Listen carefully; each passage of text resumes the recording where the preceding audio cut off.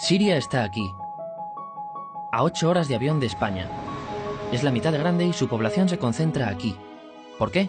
Porque toda esta zona es un enorme desierto, pero un desierto muy importante. Tiene 1/3 de las reservas de petróleo del mundo y también de gas natural. Según algunos, el nuevo petróleo. Para sacarlo de aquí y llevarlo a Europa, hay que rodear toda esta península y salir por el canal de Suez. Como te puedes imaginar, aquí te cobran. Pero hay otra manera más fácil, la línea recta. El que controle estas tuberías las puede abrir y cerrar, como un grifo. Si no pagas, no hay petróleo, ni gas. Esta región es increíble.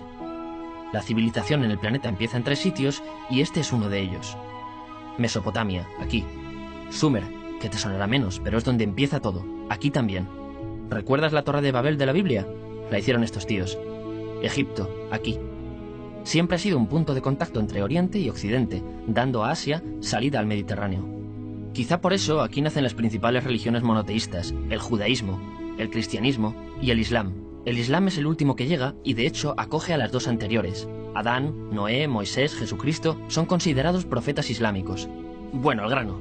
Como la zona es brutal, todos han querido controlarla y siempre ha estado dentro de algún imperio. Los persas, los griegos, los romanos. El imperio romano termina partiéndose en 2 y finalmente solo sobrevive esto. Ahora es cuando la última religión monoteísta, el Islam, construye su propio imperio. ¿Te acuerdas de las cruzadas?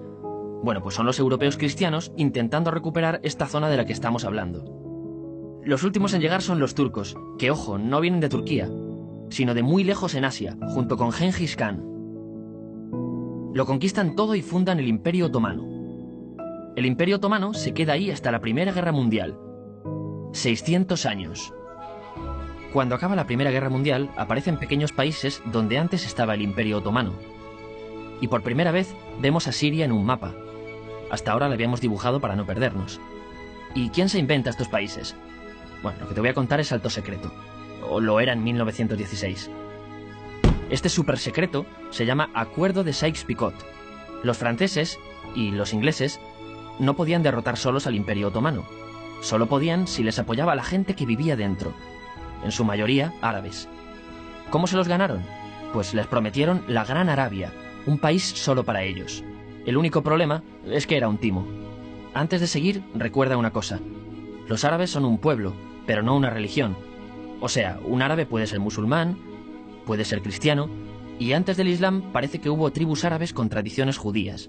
Bueno, pues a los árabes no les dieron ese único país que les habían prometido. En su lugar, franceses y británicos crearon muchos países pequeños. Estos países, obviamente, no eran países de verdad, sino zonas bajo su control, con gobernantes puestos por ellos. Durante este tiempo hacen lo que quieren con la zona. Recuerda que hay petróleo. Siria, aunque no tiene grandes reservas, tiene fácil salida al mar. Y Francia, que es la que se ha quedado con Siria, se lo da a compañías extranjeras. Después de la Segunda Guerra Mundial, los europeos se van. En el caso de Siria, son echados a patadas. Pero antes de irse, crean otro estado, Israel. No es el momento de hablar de ello, pero es un estado muy polémico que sus vecinos no reconocen. La prueba es que nada más irse los británicos, todos estos estados lo atacan. La zona, a partir de ahora, va a ser una bomba de relojería. Y mientras, ¿qué pasa en Siria? Bueno, pues no es muy estable.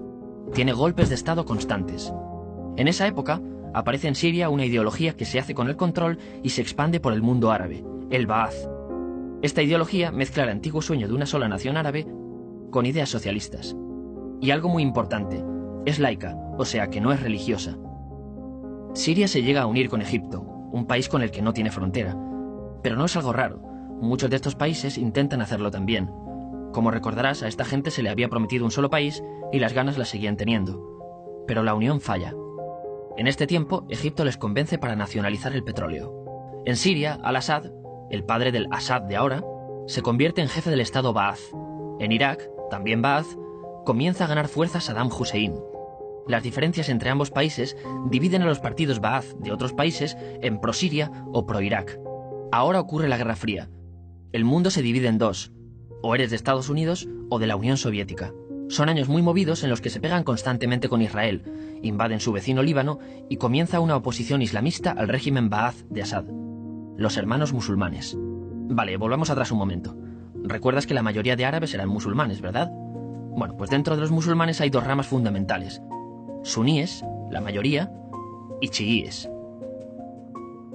En el caso de Siria, a pesar de ser un estado laico, los gobernantes como Assad y los jefes militares eran chiíes, los cuales representan menos del 13%.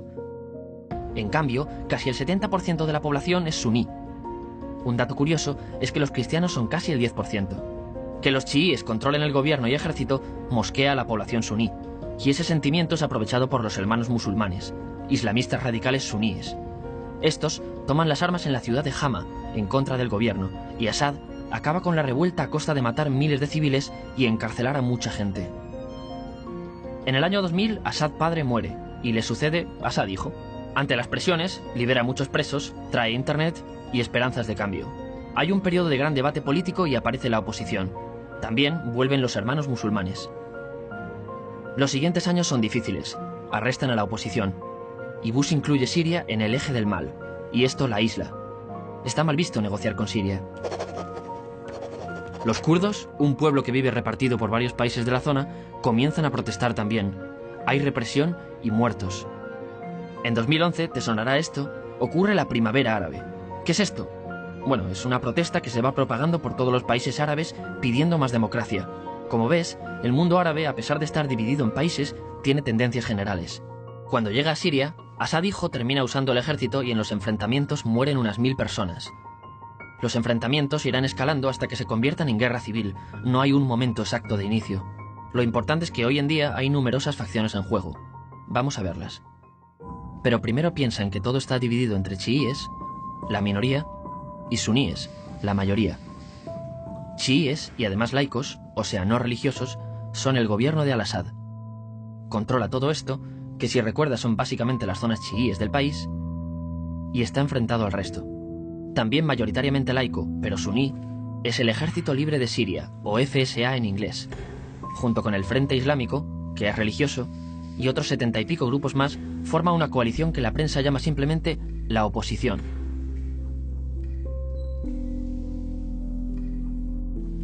También suníes e islamistas, pero radicales, son al-Nusra, llamados Al-Qaeda en Siria porque son básicamente eso, Al-Qaeda en Siria. Otros islamistas radicales son el ISIS o Estado Islámico. Salen de Al-Qaeda en Irak, controlan la mayor parte de Siria e Irak y se han hecho famosos por sus atrocidades. Su objetivo teórico impacta a muchos. Es un Estado Islámico a lo largo de Asia, África y Levante. Aunque a ti ya te suena, ¿verdad? En naranja tenemos al pueblo kurdo, que recordarás porque el presidente al-Assad lo reprimió, al igual que gobiernos de países próximos también lo hacen. Ahora controlan militarmente esta zona. Antes de terminar, repasemos los apoyos internacionales a fecha de octubre de 2015. Las fuerzas de al-Assad son apoyadas por Rusia, que ya tenía base militar en el país antes del conflicto, Irán y China. Todos son países de lo que Europa llama Oriente. En contra de Assad, apoyando a la llamada oposición, luchan Estados Unidos, Turquía, Francia, Gran Bretaña y Arabia Saudí. Podemos terminar con algunas conclusiones. Te advierto que esto ya es pura opinión. Si recapitulamos, vemos que la región es estratégica. Por su situación privilegiada, todos la quieren. Siria siempre ha estado bajo el paraguas de grandes imperios. Piensa que hace 100 años la actual Francia era Francia. Gran Bretaña era Gran Bretaña. Pero es que hace 200 también, y hace 300 también, y hace 400 también. En cambio, Siria solo es Siria desde hace menos de 100 años, y solo se gobierna a sí misma desde hace poco más de 50. Además, jamás decidieron sus fronteras, se las impusieron. Europa dividió Oriente Medio a su antojo para controlarlo, diseñando países sin tener en cuenta su población.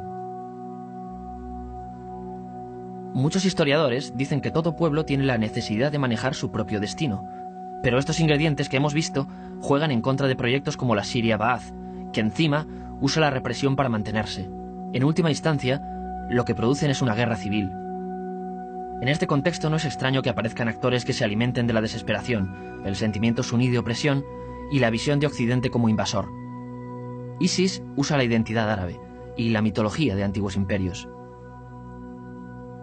Cuando quieres entender el presente, pregúntate, ¿y el pasado?